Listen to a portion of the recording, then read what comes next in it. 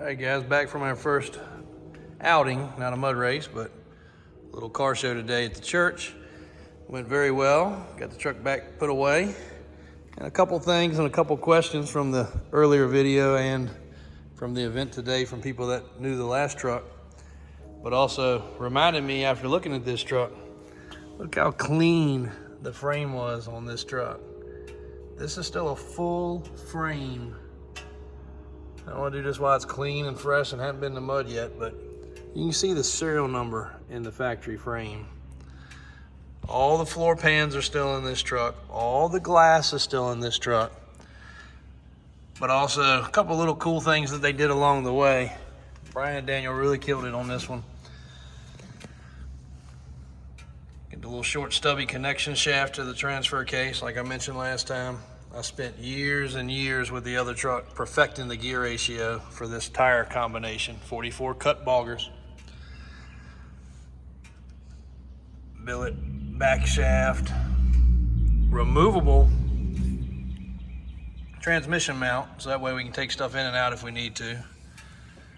400 turbo transmission. I still got to put the plate over that right there to protect it. You can see the motor plate right there at the back. But this cross member and transfer case mount, look how cool that is. All integrated, tied together. And once again, all these welds were done by Brian and Daniel in the shop, my brothers. Look at that. Adjustment on the 4-link, so if we need to change it up a little bit, we can. Triangulated 4-link for those that are watching this, learning a little bit. Front and rear brakes run nice and clean. You can see, very clean. Again, you won't be able to appreciate much of this after it's covered in mud, but we got to run that vent tube up into the cab. That's one last thing, but look at the tubing running along these cradles here. Again, most of y'all click off this video won't care, but for those of you that build stuff, this is like drag car quality, show car quality stuff.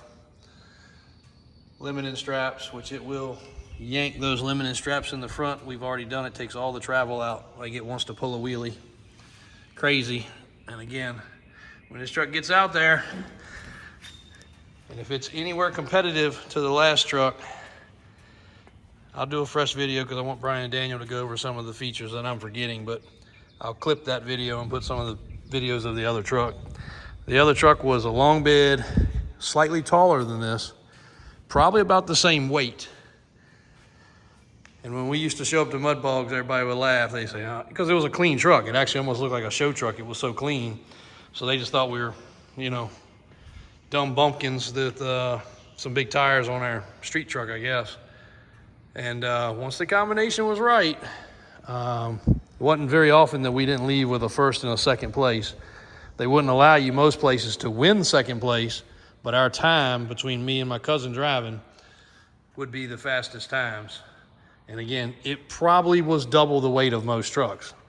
Now the floor's out of the bed, but those are factory metal bed sides. Of course, we did not skimp on any cage going through the truck, around the truck. Again, check those welds out. Pretty proud of that. I can't weld. Both of them do a damn good job on welding. So if this truck is near as competitive as the other one, it's probably gonna take some fine tuning. It's probably not gonna be as good right out the box. But if it is nearly as good, I want you guys to be able to go home and watch this video and be like, holy moly. That big, heavy tank of a truck set those times.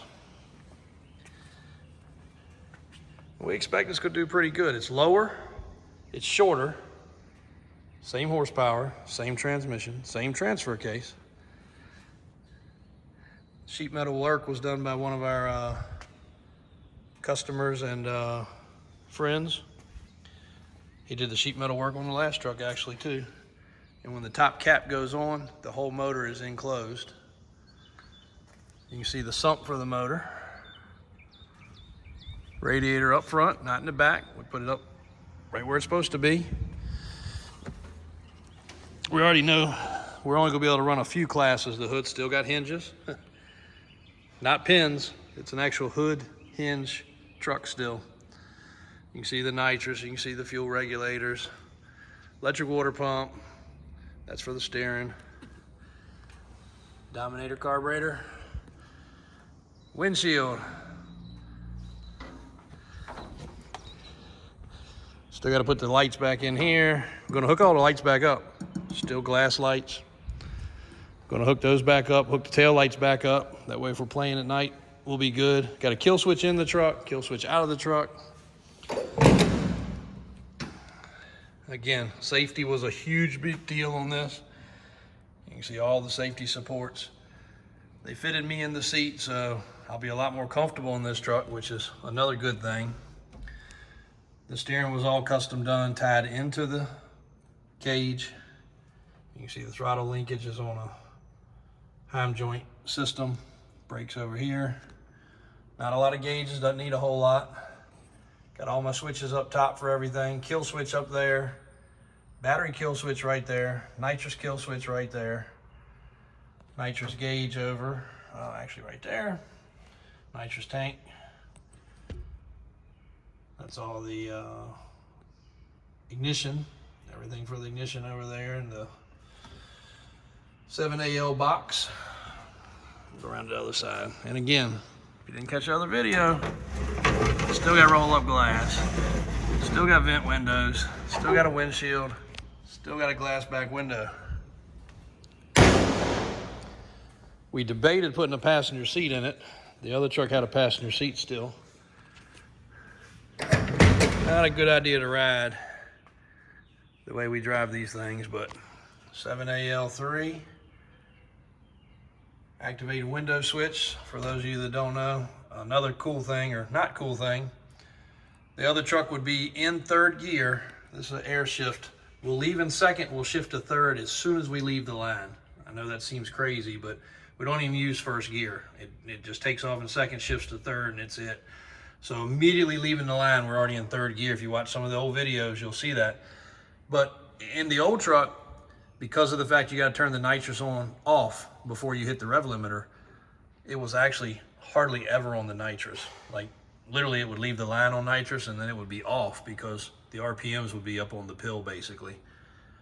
And a lot of people say, oh, you need more gear, you need a taller tire, you need another shift on the transmission. Well, that's not possible. You don't have an overdrive.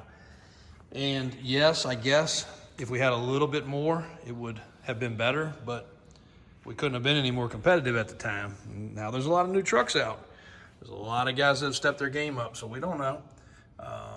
We might have to try, but this transfer case is already overdriven about as far as the transfer case company even does, which blew their mind when they knew. So we got some killer wheel speed.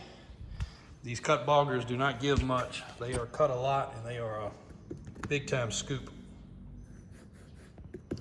So when they grab, they grab. You can see the dirt. I just hit it a little bit and threw the dirt back right here, just going across the driveway.